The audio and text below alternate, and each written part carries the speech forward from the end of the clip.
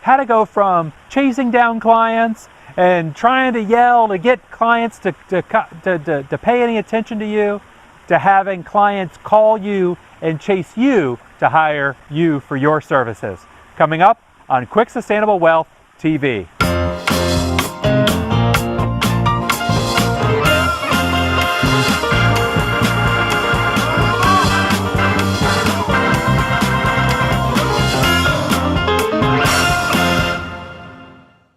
Welcome to Quick Sustainable Wealth TV. I'm Robert Scrobe. Thank you for joining me here at my pool. This is a great place where I enjoy coming to relax, to read, and to do writing.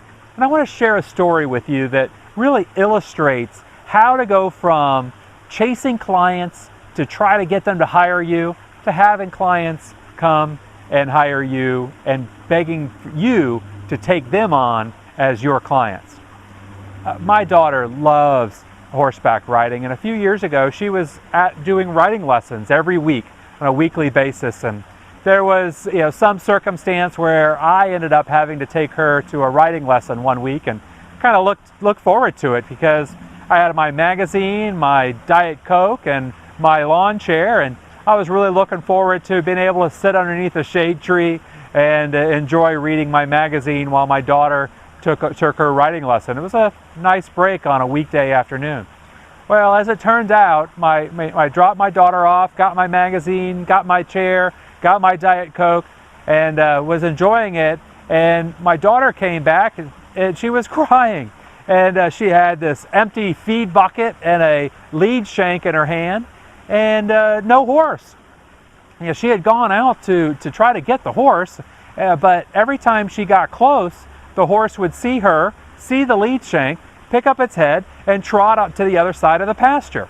And then when she got to that side of the pasture to try to get the horse would pick its head up, look at her, and trot to the other side. And she was chasing this horse back and forth across the pasture. So the horse had this choice in its head. Do I go with this girl and do a riding lesson and have to work and go around a pen, or do I enjoy the sunny afternoon sitting here grazing in the middle of this beautiful pasture? Well, the horse chose the pasture. So here it is, my daughter's crying. She's now late for her riding lesson, and I get drafted to help her. So it turns out I've had a lot of experience with horses. I grew up with horses. I grew up riding and doing dressage and hunter jumpers myself for many years.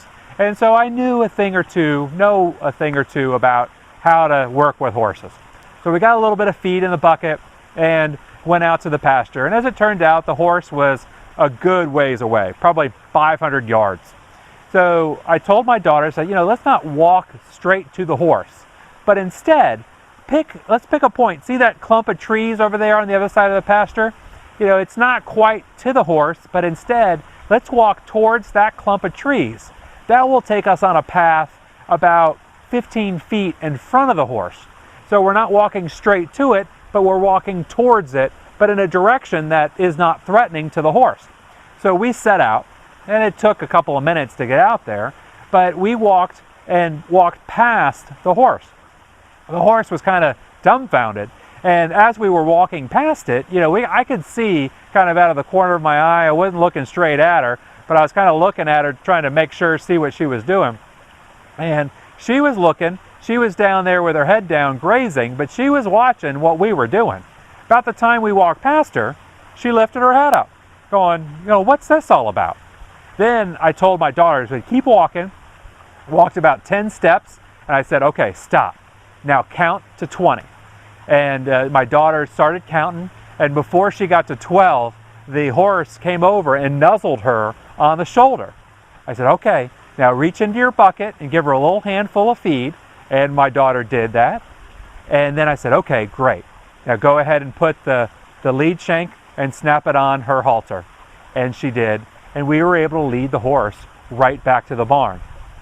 So what's that got to do with you and your marketing? Well, so many times we're coming right at our prospect. Hey, we got this great thing you need to buy. We got this great program you're going to love. we got this great service that is going to help save you money, or it's going to help put money into your checking account. And we're coming right after them. And just like the horse, it's kind of like, I don't want any part of that. Pick up their head, go across the other side of the pasture. But instead, we have to choose a different strategy. Instead of coming right after them, instead offer help, offer services, offer advice, offer information.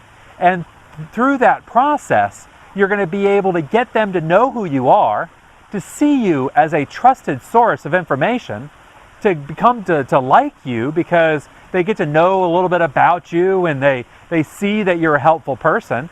And then that puts you in a position to say, hey, if you like what you've seen so far, then you're really going to love this. Why don't we work together?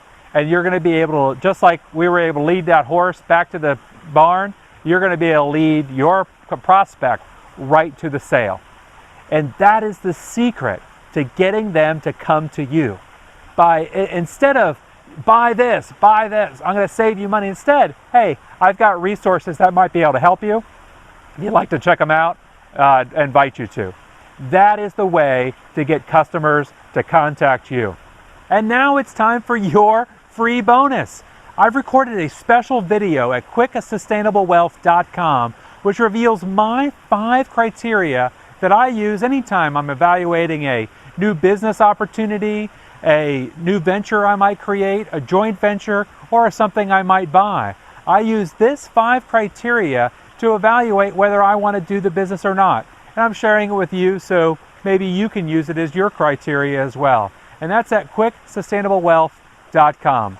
Coming up on your next episode of Quick Sustainable Wealth TV, I'm revealing the secret ingredient, that secret sauce, if you will, that has made me more money than anything else. That's coming up on the next episode of Quick Sustainable Wealth TV.